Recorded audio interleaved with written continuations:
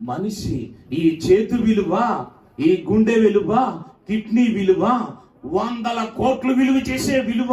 కానీ ఈ ఊపిరి కాస్త పోతే, ఈ ఊపిరి వెళ్ళిపోతే ఈ శరీరానికి గడ్డికైనా విలువ ఉంది, చచ్చిన చేపకు విలువ ఉంది, చచ్చిన కోడి కొనుక్కుంటున్నారు. కొనంత ధనవంతుడు కదా అని చెప్పి ఏమన్నా కొనుక్కుంటారా? ఒక బర్రె చచ్చిపోతే ఆ తోలు కొనుక్కుంటారు కదా. మనిషి చచ్చిపోతే అంటే ఈ ఆత్మ, ఈ జీవాత్మ, దేవుడు పంపిన ఆత్మ, దేవుని ఊపిరి ఈ శరీరంలో ఉన్నప్పుడే నీకు విలువ. ఏ కారణం చేతైనా ఈ ఆత్మ పోకముందే ఇవన్నీ చక్కదిద్దుకోవాలి. నీకు విలువ రావాలి, విలువ కావాలి, రక్షణ కావాలి, ఆనందం కావాలి, పరలోకం రావాలి. ఇవన్నీ కావాలి అంటే ఒకే ఒకటి ఏమిటి అంటే ఈ ఆత్మ ఉండగానే. అందుకని అంటాడు బైబిల్ గ్రంథంలో, చీకటి ఉండగానే వెలుతురు ఉండగానే ఇల్లు చక్కబెట్టుకోవాలి అనగా యెషయా దగ్గరికి యెషయా గారు వస్తాడు హిజ్కియా దగ్గరికి. హిజ్కియా, నువ్వు చనిపోతూ ఉన్నావు, నువ్వు మరణించబోతూ ఉన్నావు, నీ ఇల్లు చక్కబెట్టుకో. అంటే ఇల్లు అంటే నీ శరీరం. నీ శరీరంలో ఉన్న ప్రతి అవయవములో, నీ హృదయములో దుఃఖం ఉందేమో, నీ హృదయములో దోషం ఉందేమో, నీ హృదయములో పాపం ఉందేమో, నీ శరీరములో, నీ వెముకలలో, నీ తలంపుల్లో ఏదైనా దాగి ఉందేమో దేవునికి విరుద్ధమైనది. హల్లెలూయా, హల్లెలూయా. నిన్ను దేవుడు చేశాడు, నిన్ను దేవుడు చేశాడు, ఏ మనుషుడు చేయలేదు. తల్లి గర్భంలోకి వేళ ఏ శాస్త్రవేత్తలైనా సరే మనుషుల్ని చేయగలిగింది. ఈ మధ్య మనుషులు చేస్తున్నారు కదా, ఇంటి పని చేసేవాళ్ళని, ఇంటి పని ఊడవటానికి, బాసలు కడగటానికి యంత్రాలు వచ్చి నీకు తెలుసా? 25 లక్షలు 25 లక్షలు పెడితే మీరు ఇల్లు ఒకరు గుడుచుకోక్కర్లేదు, బాసలు తోమక్కర్లేదు, వంట వండక్కర్లేదు, కొవ్వు బాగా పెంచుకోవచ్చు. అంటే ఫ్యాట్ బాగా పెంచుకోవచ్చు. తెలుగు కాదు ఏం పెంచుకోవచ్చు? ఎంత పెట్టుకొనుకోవచ్చు? 25 లక్షలు పెట్టుకొచ్చి ఛార్జింగ్ పెట్టి మరి అందులో మ్యాటర్ రెడీ చేసి ఇల్లు ఊడిచేయి అంటే చాలు, చీపురు గట్ట చేతికిస్తే చాలు, శుభ్రంగా ఊడిచేస్తుంది. అప్పుడు నువ్వేం చేస్తావు? దేవునికి స్తోత్రం. హల్లెలూయా, హల్లెలూయా. మా చిన్నతనంలో మా తాతలు నా అంత లావు లేరు, నా అంత పొట్ట లేదు. ఎందుకంటే ఇప్పటికి వాళ్ళు ఎలాగున్నారంటే సన్నగా ఉన్నారు. ఆ బాడీ అంతా చాలా గట్టిగా ఉన్నది. ఎందుకో తెలుసా? మా నాయనమ్మలు కానీ వాళ్ళందరూ కూడా పప్పు రుబ్బులు ఇలా విసిరేవారు, తెల్లగర విసిరేవారు. ఆ గేది తయారు చేయాలన్నా అప్పుడు పొద్దుటే లేచి తెల్లవారుజామున 5 గంటలకే వాకలి వంగిని బాగా ఊడ్చేవారు. అన్ని పనులు వారే చేసుకునేవారు. అందుకనే వాళ్ళు ఎక్కువ కాలం బ్రతికారు. ఇంతకాలము మా అమ్మమ్మ మా అవ్వ వాళ్ళందరూ కూడా 100 సంవత్సరాలు బ్రతికారు, బ్రతికారు. 110, 120 సంవత్సరాలు బ్రతికారు. వారు చనిపోయే వరకు వారి సొంత పనులు చేసుకుంటారు. ఎవరికి కూడా ఏం లేదు, పొట్టలు అనేవి రాలేదు. ఎందుకంటే వారు తమ బట్టలు బండ మీద వేసి బాగా ఉతికేవారు, బకెట్లో వేసి పైకి కిందకి ఇచ్చేవారు. తర్వాత ఇలా పెట్టడం వల్ల వెయిట్ ఇక్కడ పడుతుంది కనుక ఇక్కడ ఉన్నటువంటి ఫ్యాట్ అంతా కరిగిపోయేది. అందుకనే ఈ రోజున మనకి వాషింగ్ మిషన్లు వచ్చేసినాయిగా. ఏమొచ్చినాయి? ఇప్పుడు మనకి ఇది వరకు ఏం చేసేవారు? ఇంట్లో పెనాయిలు వేసి గుడ్డతో కింద కూర్చుని బాగా తుడిచేవారు. ఇప్పుడు నిలవబడి వంగట్లే. ఏం పెంచుకుంటున్నావు? తెలుగులో చెప్పండి, ఇంగ్లీష్లో చెప్పండి. ఏం పెంచుకుంటున్నాం? పని చేయక చెమట పట్టక ఏం పెరుగుతుంది? హల్లెలూయా. యంత్రాలు వచ్చేస్తున్నాయి కదా. ఏమొచ్చినాయి? మిషన్స్ వచ్చేసినాయి కదా.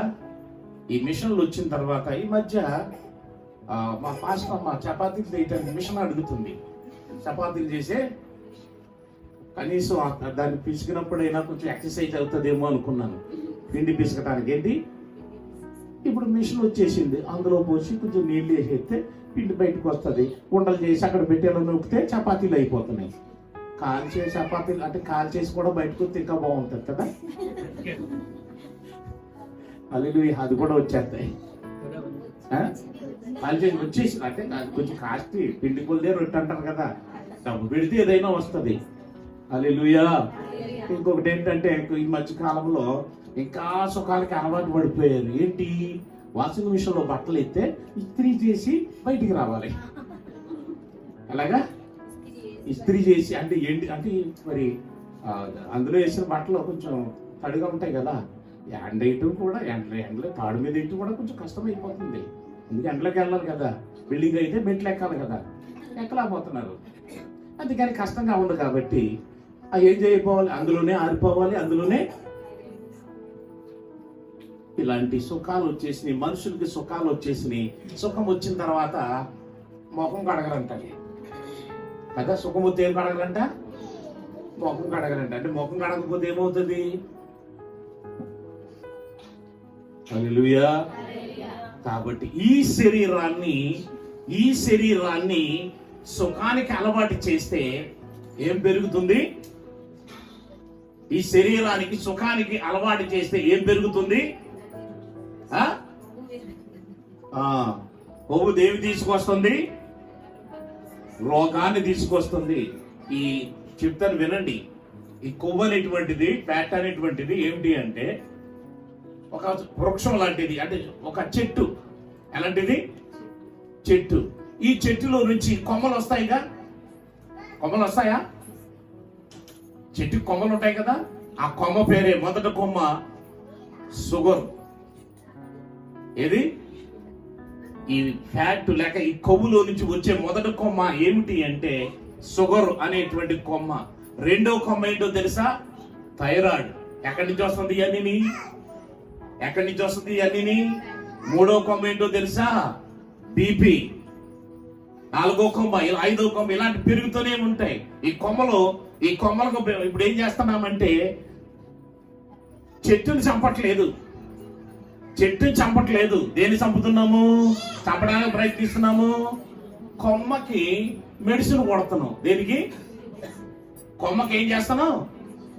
షుగర్కి మందు ఆడుతున్నాం. కానీ ఆ షుగర్ని తీసుకొచ్చిన ఆ ఫ్యాట్కి లేక ఆ కొవ్వుకి మందు ఆడట్లేదు. ఆ కొవ్వు తగ్గిపోతే, ఆ ఫ్యాట్ పోతే షుగర్ పోతుంది. ఆ యొక్క కొవ్వు పోతే ఆ థైరాయిడ్ పోతుంది. ఆ కొవ్వు పోతే బీపీ పోతుంది. ఇవన్నీ పోవటానికి, ఇవన్నీ రావటానికి కారణము కొవ్వే. దేన్ని పెంచుకోవద్దు? ఇప్పుడు మనం దేన్ని పెంచుకోవద్దు? మన శరీరంలో ఫ్యాట్ పెరిగిందంటే మొట్టమొదటిగా వచ్చేది షుగర్. దానికోసమే మనం ఏం చేయాలి? ఈ దేవుడిచ్చిన శరీరాన్ని, ఈ దేవుడు ఊపిరి మనలో ఉంది, దేవుడు ఊదిన ఆ ఊపిరి శరీరంలో ఉంది.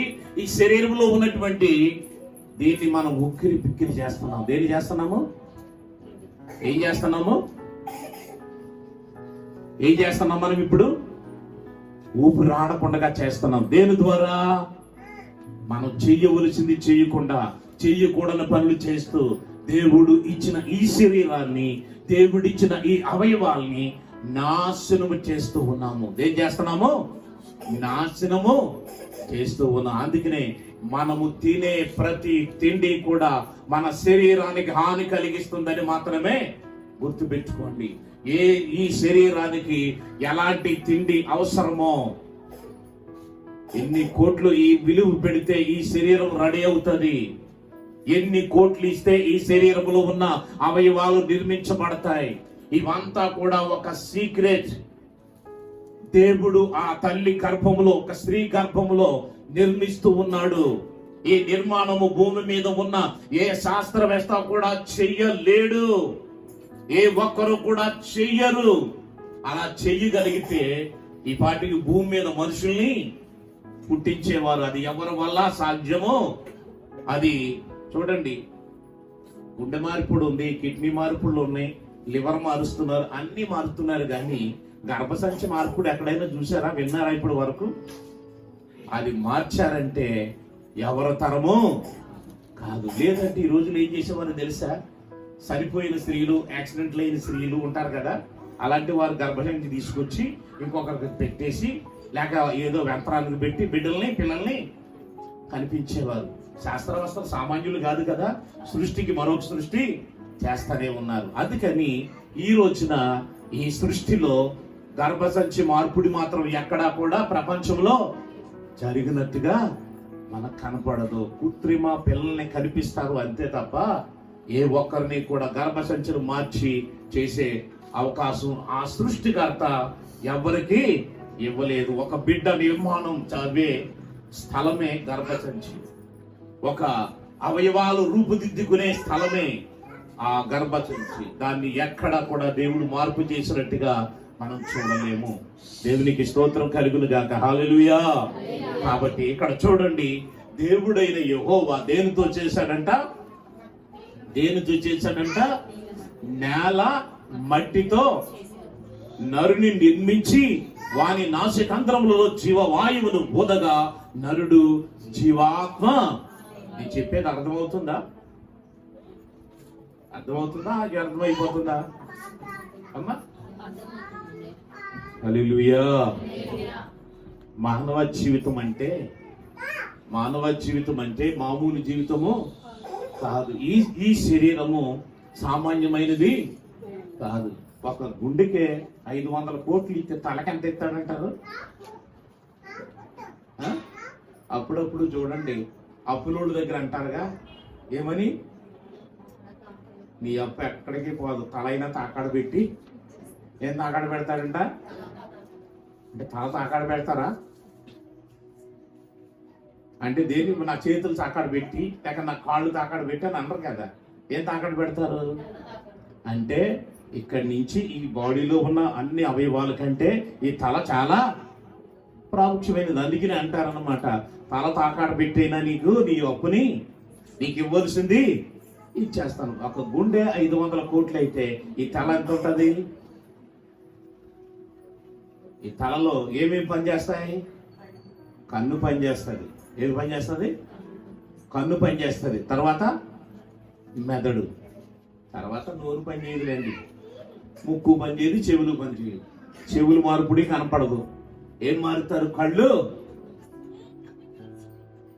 ఈ కళ్ళు కూడా చాలా విలువైనవి, నీ మెదడు కూడా చాలా విలువైనది. దానికి వెలకట్టలేము. అంటే ఒక మనిషిని వెలకట్టలేనంతగా తయారు చేశాడు మన దేవుడు.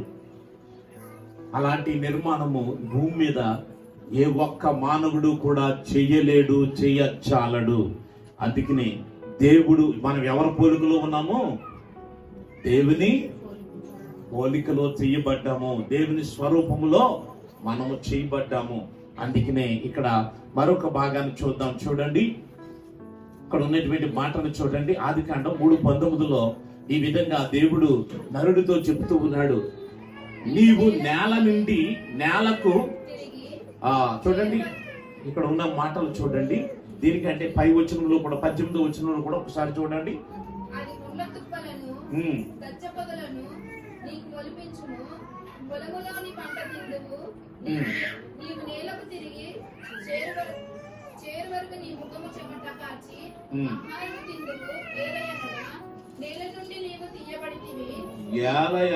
నేల నుండి నీవు తీయబడితివి, నీవు మన్నే గనుక తిరిగి మన్నైపోదు అని చెప్పాను. హల్లెలూయా. కాబట్టి ఇక్కడ జ్ఞాపకం చేసుకోండి, మనకంట దేవుడంట మనకి ఇచ్చినటువంటి అవకాశం ఏమిటో తెలుసా? నీవు నేలకు తిరిగి చేరు వరకు నీ ముఖపు చెమట కార్చి ఆహారము తిందువు. ఎలా అనగా నేల నుండి నీవు తీయబడితివి గనక నీవు మొన్నే గనక తిరిగి మొన్నైపోదువు. ఎందుకు ఇలా చెప్తున్నాడు దేవుడు అంటే, దేవుని చేతిలోంచి జారిపోయాడు. ఏమైపోయాడంట? దేవుని చేతిలో నుండి జారిపోయాడు. దేవుని చేతుల నుంచి బయటికి వెళ్ళిపోయాడు. ఎవరి మాటో విన్నాడు. ఆ ఎవరో కాదు, సాతాన్, దేవుని శత్రువు, దేవుని సృష్టిని పతనం చేసేవాడు. వాడు వచ్చి అవ్వమ్మను పాడు చేసి, అవ్వమ్మ హృదయాన్ని పాడు చేసి, అవ్వమ్మ హృదయాన్ని పాడు చేసి చేసినటువంటి పని ఏమిటి అంటే, ఏదైతే చెయ్యకూడదని దేవుడు చెప్పాడో, ఏదైతే తినవద్దని దేవుడు చెప్పాడో తినేటట్టు ప్రోత్సహించాడు. ఏదైతే చూడకూడదని దేవుడు చెప్పాడో, దేని వైపు వెళ్ళొద్దని చెప్పాడో దాని వైపు వెళ్ళేటట్టే సాతాను చేశాడు. నీవు చనిపోతావు అని దేవుడు చెప్తే సాతానుడు అంటున్నాడు, నీవు సావనే సావరు, మీరు చనిపోరు అంటున్నాడు. అంటే దేవుడు నిజం చెప్తే సాతానుడు అబద్ధము చెప్తూ ఉన్నాడు. మీరు చచ్చెదరు అని, అది తినిన దినమున నిశ్చయముగా మీరు చచ్చెదరు అని దేవుడు చెప్తే, అది తినిన దినమున మీరు సావరని సాతానుడు చెప్తున్నాడు. ఈ రోజున మానవుడు చనిపోయి ఉన్నాడు. ఎలా ఉన్నాడు? చనిపోయి ఉన్నాడు. ప్రకటన గ్రంథంలో ఒక మాట ఉంటుంది చూడండి, 3వ అధ్యాయం 1వ వచనంలో చక్కని మాట కనపడుతూ ఉంటుంది. ఆ మాటలు మనం జ్ఞాపకం చేసుకుంటే ఉన్న మాటలు గమనించండి. చూడండి, అక్కడ 1వ వచనంలో అక్కడున్న మాటలు గమనించండి. ఎలాగుంది? సార్దీసులో ఉన్న సంఘపు దూతకు ఇలాగూ 7 నక్షత్రములను దేవుని 7 ఆత్మలు గల చెప్పు సంగతులు ఏమనగా, నీవు జీవించుచున్నావన్న పేరు మాత్రమే నీకుంద గాని నీవు మృతుడవే. అంటే అర్థం ఏమిటి అంటే, కాళ్ళు చేతులు ఆడిస్తున్నావు, చూస్తున్నావు, మాట్లాడుతున్నావు, వింటున్నావు, నడుస్తున్నావు, కానీ నువ్వు మృతుడివే. ఎందుకంటే నువ్వు పాపములో జీవిస్తున్నావు. ఎక్కడ జీవిస్తున్నావు? నీవు పాపములో జీవిస్తున్నావు. పాపంలో జీవించిన ప్రతి ఒక్కడు కూడా మృతుడే. ఎఫెసీయులకు రాసిన పత్రికలో 2వ అధ్యాయం 1వ వచనంలో అక్కడ ఉంటుంది ఏమని, ఎఫెసీయులకు రాసిన పత్రిక 2వ అధ్యాయం 1వ వచనంలో అక్కడ ఉన్న మాట ఏమిటి అంటే, మీరు మీ అపరాధముల చేతను పాపముల చేతను చచ్చిన వారై ఉండగా. ఇక్కడ ఉన్న మాట చూడండి, ఏమి చేస్తే చచ్చిన వారు? దేవునికి వ్యతిరేకమైన అపరాధము, దేవునికి వ్యతిరేకమైన పాపము చేస్తే చచ్చిన వారై ఉన్నారంట. ఆయన ఎక్కడ ఎప్పుడు బ్రతికించాడు అంటే, క్రీస్తుతో కూడా బ్రతికించాలి అంటే నీవు నీ పాపాలను ఒప్పుకోవాలి. నీవు నీ పాపాలను కప్పుకున్నంత కాలము నెమ్మది లేని జీవితము, సంతోషము లేని జీవితము, సమాధానము లేని జీవితము, ఐక్యత లేని జీవితము, నిద్ర లేని జీవితము జీవిస్తూ ఉంటారు. ఎప్పుడైతే దేవుని దగ్గర మన అతిక్రమములు గాని, మన పాపములు గాని, మన సమస్యలు గాని, మన బలహీనతలు గాని ఎప్పుడైతే మనం ఒప్పుకుంటామో అప్పుడే మనం నెమ్మది కలిగి ఉంటాము. అప్పుడే దేవుని చేత, క్రీస్తు రక్తము చేత కడగబడిన వారమై ఏం చేస్తామో పవిత్రంగా తీర్చబడతాం, పవిత్రులుగా మార్చబడతాం. అప్పుడు మన జీవితంలో నెమ్మది, సంతోషం, ఆనందం ఇవన్నీ కూడా దేవుడు మనకి ఇస్తాడు. హల్లెలూయా. దీనికి అంతటికి కారణం ఏమిటి అంటే, మనము ఎప్పుడు కూడా ఆరోగ్యంగా ఉండాలని దేవుని యొక్క సంకల్పం. మనం ఎప్పుడు కూడా సంతోషంగా ఉండాలని, ఆనందంగా ఉండాలని, ఆరోగ్యంగా ఉండాలని దేవుని యొక్క ఉద్దేశం. హల్లెలూయా. దేవునికి స్తోత్రం. హల్లెలూయా. దేవుడు ఏమి ఆశించాడు మన జీవితాన్ని బట్టి? ఎలా ఆశించాడు అంటే, మనం కష్టపడకుండా దేవుడు అన్ని సిద్ధపరిచాడు. ఏం చేశాడు? మానవుడిని తయారు చేయక ముందే, మానవుడిని నిరూపించ ముందే ఏం చేశాడో తెలుసా? మొత్తం ఏదేని తోట అంతటినీ కూడా సిద్ధపరిచాడు.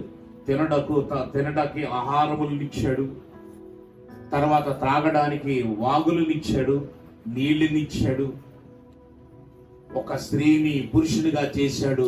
అప్పుడు చెప్తున్నాడు దేవుడైన యెహోవా ఆదాముతో, ఈ తోటలో ఉన్న వృక్ష ఫలములు అన్నీ ఏం చేయొచ్చంట, మీరు నిరభ్యంతరముగా తినవచ్చు. ఎంత స్వేచ్ఛనిచ్చాడు కదా. నువ్వు పని కష్టపడక్కర్లేదు. తెల్లవారుజామున లేచి ఇల్లు వాకలు ఊడ్చుకుని స్టవ్ వెలిగించి అన్నం వండక్కర్లేదు, టిఫిన్లు చేయనక్కర్లేదు, ఏమీ లేదు. ఆకలి వేస్తే ఏం చేయొచ్చు, పళ్ళు కోసుకుని తినొచ్చు, ఆకలి కోసుకుని తినొచ్చు. దేవుడా నువ్వు నిన్ను చూడాలని ఉంది అనగానే ఆయన ప్రత్యక్షం అయిపోతాడు. ఆ ఏదేని తోట అనుభవం వేరే ఉంటుంది. దేవుడు తనతో పాటు ఏదేనిలో ఉంచుకోవాలనుకున్నాడు, తనలాగే ఉంచుకోవాలనుకున్నాడు. మానవులు కష్టపడకూడదు అనుకున్నాడు, సంతోషంగా ఉండాలనుకున్నాడు, ఆరోగ్యంగా ఉండాలనుకున్నాడు. ఎప్పుడైతే దేవుని మాట వినటం మానేసి దేవుని మాటకు విరుద్ధంగా ప్రవర్తించారో ఏం కోల్పోయారంటే, మొట్టమొదటిగా ఏదేని తోటను కోల్పోయారు. దేవుని తోట ఏదేను కోల్పోయారు. అక్కడి నుంచి జరిగింది ఏమిటి అంటే, కష్టపడాలి, చెమటోర్చాలి, పని చేయాలి. పని చేయకుండా, నువ్వు పండించుకోకుండా, నువ్వు కష్టపడకుండా ఏమీ తినలేవు. ఇది ఎందుకు అంటే, దేవుని మాట ధిక్కరించటం వల్ల, దేవుని మాట వినకపోవటం వల్ల, ఆజ్ఞను అతిక్రమించటం వలన. హల్లెలూయా. కాబట్టి మనం జ్ఞాపకం చేసుకుందాం, ఈరోజు దేవుడు మనకి ఎలాంటి ఉద్దేశాన్ని మనకి బయలుపరుస్తున్నాడు, ఎలాంటి ఉద్దేశాలతో దేవుడు మనల్ని నింపుతున్నాడు. ఒక్కొక్క మాటను మనం జ్ఞాపకం చేద్దాం. చూడండి, కీర్తన గ్రంథంలో ఒక మాట ఉన్నది. 90వ కీర్తన 3వ వచనంలో చాలా అద్భుతమైనటువంటి మాట దేవుడు చెబుతూ ఉన్నాడు. ఏమంటున్నాడు చూడండి, నీవు మనుషులను మంటికి మార్చుచున్నావు, నరులారా తిరుగు రండని నీవు సెలవిచ్చుచున్నావు.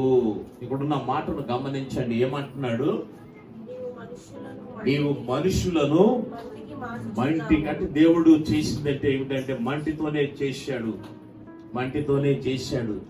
మార్చి ఉన్నాడు. తిరిగి అంటున్నాడు, నరులారా తిరిగి రండని ఆయన సెలవిచ్చుచున్నాడు. ఈ రోజున ఒక విషయాన్ని మనం జ్ఞాపకం చేసుకుందాం.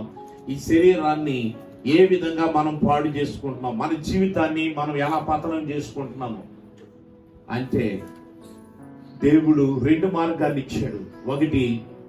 ఒకటి ఇరుకైన మార్గం, 2 విశాలమైన మార్గం. ఇరుకైన మార్గంలో పెద్దగా సంపాదన ఉండదు, ఆస్తుపాస్తులు ఉండవు, కానీ సంతోషం ఉంటుంది, ఆరోగ్యం ఉంటుంది, ఐక్యత ఉంటుంది. కానీ ఆ విశాలమైన మార్గం మోసకరమైన జీవితం. ఎలాంటిది? మోసంతో డబ్బు సంపాదిస్తారు, అక్రమముతో ఆస్తులు సంపాదిస్తారు, అన్యాయంతో బ్రతుకుతారు. ఇంట్లో భార్య భర్తకి సంబంధం ఉండదు, పిల్లలు విచ్చలవిడిగా చెడిపోయిన జీవితాలు జీవిస్తారు. కానీ భార్య భర్తకి, భర్త భార్యకి, కుటుంబంలో ఆరోగ్యం సంతోషము ఉండదు. కానీ ఆ అశాంతితో గడిపేటువంటి జీవితము విశాలమైనది. కావలసిన ఆస్తులు ఉంటాయి కానీ ఆనందం ఉండదు. ఏముండదు? ఆస్తులు ఉంటాయి కానీ ఆరోగ్యము ఉండదు. ఆస్తులు ఉంటాయి కానీ ఐక్యత ఉండదు. ఏముంటే? విశాలమైన మార్గంలో ఉంటే, విశాలమైన మార్గంలో తిరిగి సంపాదించుకుంటే సంపాదన ఉంటుంది కానీ సంసార జీవితంలో సంతోషాలు ఉండవు. అందుకని చెబుతున్నాడు, దేవాది దేవుడు చెబుతున్నాడు, నరులారా తిరిగి రండి. ఎక్కడికి రావాలి? మనుషులను మట్టితో చేశాను, నా ఊపిరిని ఊదాను. ఇప్పుడు అంటున్నాడు మోషే, ఇది మోషే రచించింది, మోషే ప్రార్థన, ఇది ప్రార్థనలో చెబుతున్నటువంటిది. అక్కడ చిన్న అక్షరాలతో ఉంచండి. చూడండి, నరులారా తిరిగి రండని నువ్వు పిలుస్తూ ఉన్నావు. ఇప్పుడు మనము ఆయన పిలవగానే ఎక్కడికి వెళ్తున్నాం? ఎక్కడికి వెళ్తాం? 2 మార్గాలు. అంటే ఇలా చూడండి, ఇరుకైన మార్గంలో ప్రయాణం చేస్తే ఆకలి దప్పులు ఉంటాయి, ఇబ్బందులు ఉంటాయి, సమస్యలు ఉంటాయి, నిందలు ఉంటాయి, అవమానాలు ఉంటాయి. ఎన్ని ఉన్నా సంతోషం ఉంటుంది, ఆరోగ్యం ఉంటుంది, ఐక్యత ఉంటుంది. నిన్ను ఆదరించేవారు ఉంటారు, నిన్ను బలపరిచేవారు ఉంటారు, నిన్ను సంతోషపెట్టేవారు కనపడతారు. కానీ ఇరుకైన మార్గములో నువ్వు ప్రయాణం చేస్తే నీకు అందరూ దేవుని తోడ్పాటు, దేవుడు సమాధానం ఉంటుంది. అలాగే విశాలమైన మార్గంలో నువ్వు ప్రయాణం చేస్తే నీకు ఆదరణ ఉండదు, ప్రోత్సాహం ఉండదు, సంతోషం ఉండదు. నీ కుటుంబమే నీకు సహకారాన్ని అందించదు. ఎందుకంటే నువ్వు మోసకరమైనటువంటి వ్యాపారాలు చేస్తున్నావు, నువ్వు మోసకరమైనటువంటి డబ్బును సంపాదిస్తున్నావు. అందుకనే ఆ ఆస్తులు సంపాదించవచ్చు కానీ ఆరోగ్యాన్ని మాత్రం సంపాదించి తెచ్చుకోలేవు. హల్లెలూయా. కాబట్టి జ్ఞాపకం చేసుకో, ఆయన పిలిచినప్పుడు నువ్వు ఎక్కడికి వెళ్తున్నావు, ఆయన పిలిచినప్పుడు నువ్వు ఎక్కడికి వెళ్ళాలి. నరులారా తిరిగి రండి. ఇదే ప్రసంగి గ్రంథంలో ఇంకొక మాట కూడా ఉంటది. ఒక మాటను గమనించండి, చూడండి. ప్రసంగి గ్రంథము 12వ అధ్యాయం 7వ వచనంలో ఒక అద్భుతమైనటువంటి మాట మనకి కనపడుతుంది. అక్కడ ఉన్న మాట ఏమిటి అంటే,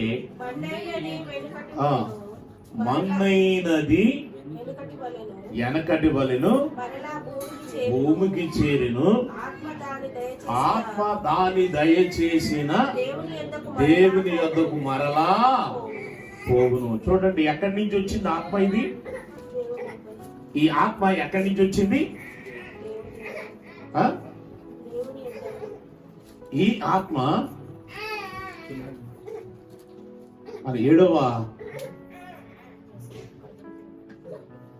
ఆదికాండం 2:7 ఉంది కదా. నేల మట్టితో నరుణ్ణి నిర్మించి వాని నాసికాంధ్రములలో పంపుతాడు.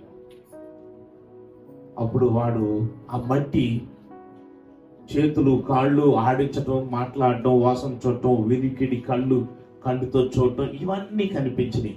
ఇప్పుడు ఆ ఆత్మను అంటున్నాడు, మొన్నైనది వెనుకటి వలె మరలా భూమికి చేరును, దాని దయచేసిన ఆత్మ దేవుని యొద్దకు మరలా చేరాలంటే ఏం చేయాలి? మన ఆత్మ దేవుని దగ్గరికి వెళ్ళాలంటే దేవుడు ఎక్కడున్నాడు? ఇప్పుడు పరలోకంలో ఉన్నాడు.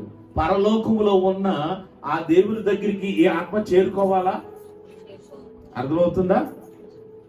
మన ఆత్మ ఎక్కడికి వెళ్ళాలి? ఇప్పుడు పరలోకానికి వెళ్ళాలి. పరలోకానికి వెళ్ళాలంటే మనం ఏ మార్గంలో నడిస్తే పరలోకానికి వెళతాము? మన ఆత్మ ఇరుకైన మార్గంలో ప్రయాణిస్తేనే, దేవుని మార్గంలో ప్రయాణిస్తేనే, యేసు మార్గంలో మనం ప్రయాణం చేస్తేనే, యేసయ్యను రక్షకుడుగా అంగీకరిస్తేనే, ఆయన చెప్పు చేతల్లో ఆయన రక్షణలో నడిస్తేనే నిత్య జీవానికి వెళ్తాం. మనలో పాపము లేని జీవితం జీవిస్తేనే. పాపిగా ఉంటే ఇంకొక మార్గం ఉంది. విశాలమైన మార్గంలో ప్రయాణించే వారికి ఒకటి ఉంది. ఏంటది? దాని పేరేంటి? విశాలమైన మార్గము. ప్రయాణం చేసిన వారికి ఒక మార్గం ఒకటి ఉంది. ఏంటది? నరకం కదా. ఎవరు చెప్పలేండి ఏంటంటే. నేను కొన్ని సంవత్సరాల క్రితం నరకంలో ఒక రాత్రి స్కిట్ వేయించాను. మీలో మరి ఎంతమంది గుర్తుందో తెలియదు. నరకంలో ఒక రాత్రి అంటే ఒక వ్యక్తి కలగన్నాడట. ఎవరు? ఒక వ్యక్తి కలగన్నాడట. ఆ కలలో ఏమిటి అంటే, పరలోకము చాలా ఖాళీగా ఉందంట. అక్కడక్కడ ఉన్నారని జనాలు.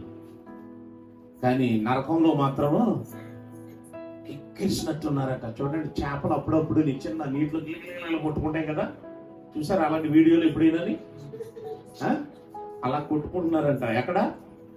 నరకంలో. అందరూ విశాలమైన మార్గంలోనే వెళ్ళడానికి ప్రయత్నిస్తారు.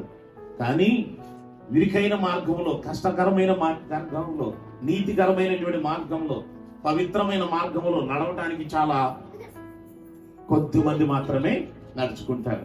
అయితే ఒక కళ కన్నాడట. ఆ కళలో ఏమిటి అంటే, ఒక వ్యక్తి, ఇద్దరు దూతలు వచ్చి తీసుకెళ్ళిపోయారట. ఎవరిని?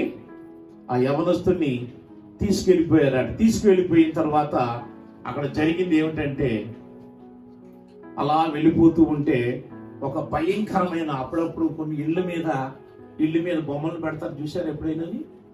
ఏం బొమ్మలు అంటారంటే, పెద్ద పెద్ద కళ్ళు, ఆ పెద్ద పెద్ద కొమ్ములు, పెద్ద నోరేసుకుని ఇలా చూస్తాడు. ఎందుకు అంటే రాక్షసుల బొమ్మ అనమాట. అలాంటి రాక్షసుల బొమ్మలా ఉందట.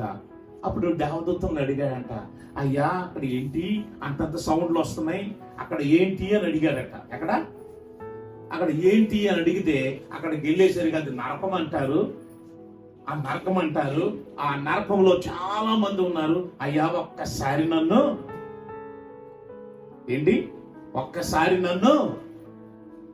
అక్కడికి తీసుకెళ్తావా అని అడిగితే, అక్కడికి వెళ్ళేసరికి ఆయన ఎప్పుడూ ఒకసారి విన్నాడంట. మహాసభలు పెట్టేటప్పుడు కొంతమంది దైవజనులు చాలా గంభీరంగా ప్రసంగాలు చేస్తారు. విన్నారా ఎప్పుడైనా? నువ్వు ఒప్పుకోకపోతే చచ్చిపోతావు, నువ్వు నరకంలో, ఇలా పళ్ళు బిగించి మరీ చెప్తా ఉంటారు కదా. ఆయన స్వరం వినపడుతుందంట. ఎక్కడ? నరకంలో. అరే, ఆయన పేరు అంట అహరోను గారంట. ఏం పేరు?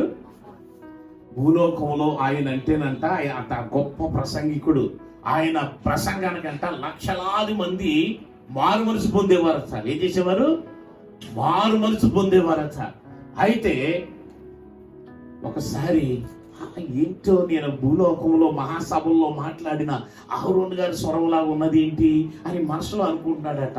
అంటే ఆయన అరుపులేంటి, అప్పుడు ఈ భూమి మీదేమో చచ్చిపోతాడు అనేవాడు. అక్కడ ఏమంటున్నాడు, ఆ జ్వాలలు తాకితే అన్నాడు. ఆ స్వరం ఈ స్వరం ఒకటే కదా. అది తాగుతుంటే అంటున్నాడు, ఇక్కడ చచ్చిపోతారని నడిచాడు. ఆ స్వరం ఆ యవనస్తుడు విని, ఏంటది, ఇది అహరోను గారి స్వరం లాగుందే అన్నాడట. ఈ లోపు జరిగినటువంటి సంఘటన ఏమిటి అంటే, ఆయన ఈ ఆలోచన అంటే ఈయన ఇలాగ అనుకుంటున్నాడని చెప్పగానే దేవదూతలంట అతన్ని బయటికి పిలిపించారట. పైకి పిలిపించి అక్కడికి పిలిపించారట. అప్పుడు అంటున్నాడంట, ఏంటింది అహరోను గారు, మీరు గంభీరమైన ప్రసంగాలు చేశారు కదా, అంత అద్భుతమైన ప్రసంగాలు చేశారుగా, ఆ అద్భుతమైన ప్రసంగం వినే నేను మారు మనసు పొందాను కానీ మీరేంటయ్యా నరకంలోకి వచ్చారు, మీ వల్ల లక్షల మంది మారు మనసు పొందారు కదా. ఏంటయ్యా అంటే, మారు మనసు గురించి ప్రసంగాలు చేశాను కానీ నేను ఇప్పుడు ఏంటంట, ఆ పాస్టర్ గారు అహరోను గారు ఏం చేశారంట, నేను మారు మనసు పొందలేదు, మారు మనసు గురించే నేను ప్రసంగాలు చేశాను అన్నాడంట. చేశానని ఈ లోపు అగ్ని వచ్చి ఏం చేశాను, తాకగానే అంట వెనక్కి వెళ్ళిపోయాడంట.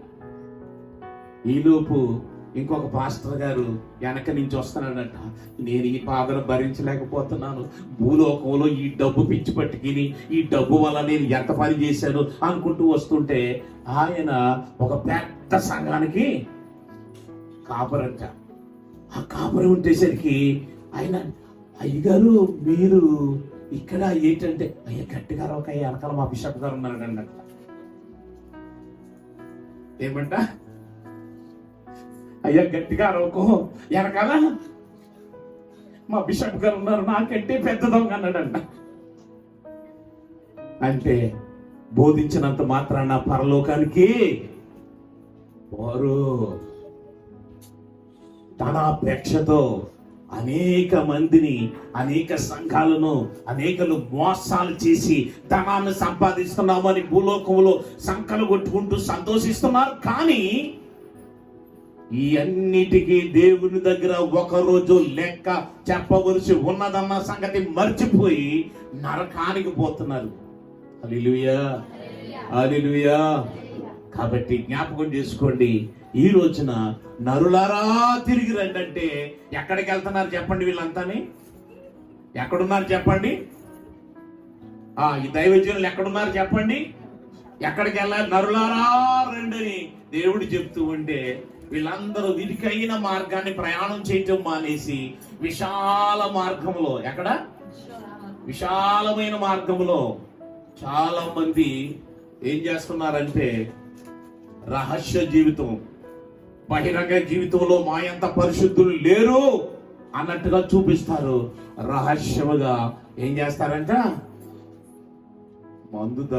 మందు గురించి కూడా దేవుని కొరింథీయులకు రాసిన పత్రికలు ఏముందో తెలుసా? త్రాగుబోతులు దేవుని రాజ్యానికి వారసులు కానీ. అందుకనే ఎప్పుడైనా సరే పాపం మొన్న ఒకసారి నరసింహ ఫోన్ చేసి ఒక ఏంటది ఏం దొరికింది, అడవి పంది దొరికింది. అడవి పంది దొరికితే నరసింహానికి కోపం, అదే కొంచెం డౌట్ వచ్చి నాకు ఫోన్ చేసి అడిగాడు, అడవి పంది దొరికిందయ్యా, దాన్ని మనం తినొచ్చా, క్రైస్తవులు కదా, తినొచ్చా లేదా అని అడిగాడు. తినేసే ఏం పర్లేదు అన్నాను నేను. అయితే బైబిల్లో పాత నిబంధన గ్రంథంలో ఉంది, పందినైనను పంది కొక్కునైనను తినకూడదని. ఏమన్నాడు? పంది మాంసమైనా తినొద్దు, పంది కుక్కనైనా తినొద్దు. నేనైతే తినేమని చెప్పాను. ఎందుకు చెప్పాను అంటే, కొత్త నిబంధనలో కృపాయుగం వచ్చేసింది కదా. ఆ కృపాయుగంలో పేతురు గారు ఒక దర్శనాన్ని చూశాడు. ఆ దర్శనంలో ఏముందంటే, సతీష్పాద పదార్థంలో మీరు చూస్తే 9వ వచనం చూస్తే సతీష్పాద జంతువులు ఉంటాయి అందులోని. పేతురుతో అంటాడు, పేతురు వాటిని చంపుకుని, పేతురు అంటాడు, ప్రభువా ఈ పురుగులు నేను ఎప్పుడు ముట్టుకోలేదు, తాకలేదు, ఈ అపవిత్రమైన అంటే దేవుడు అంటాడు, నేను చేసిన పవిత్రమైన వాటిని అపవిత్రం అంటావా, చంపుకొని తిను. హల్లెలూయా. ఈ మధ్యకాలంలో పందికూరను కూడా వైద్యానికి ఉపయోగిస్తున్నారు తెలుసండి. కాళ్ళు మంటలు వచ్చిన వాళ్ళకి, రేచికట్లు ఉన్న వాళ్ళకి పందుకూర తినమని చెప్తున్నారు. అంటే ఈ పందులు కాదులండి. ఏం పందులు? పందుకూర తినమన్నానని చెప్పి పంపు తీసి రోడ్డు మీద వేసి పందులు తిన్నారు. దేవునికి స్తోత్రం, హల్లెలూయా. కాబట్టి నిజం చెప్పాలంటే ఈ రోజున మనం కోడి కూడా తినకూడదు. కోడి హేయమైనది బైబిల్ గ్రంథంలో, కానీ ప్రపంచం అంతా కోడిని తింటున్నారు. కాబట్టి జ్ఞాపకం చేసుకోనండి, ఈ రోజున దేవుడు నీతో మాట్లాడుతున్నాడు. నువ్వు మారు మనసు పొందిన మనసువైతే, మారు మనసులు పొందిన వారైతే ఎలాగుండాలి అంటే, దేవుడు మనము ఈ లోకంలో ఉన్నప్పుడు మనను బట్టి దేవుని మహిమ పట్ల మనల్ని సృష్టించిందే ఆయన మహిమ కోసం, ఆయన ఉనికి కోసం, ఆయన స్వరూపం. నేను ఎవరినంటే ఇవేం చెప్పాలి? దేవుని బిడ్డను. దేవుని మహిమపరచడానికి దేవుడు నన్ను పంపించాడు. ఈ లోకానికి ఊరికే రాలేదు నువ్వు. గుండెని చెప్తాడు చూడండి, గుండెైనా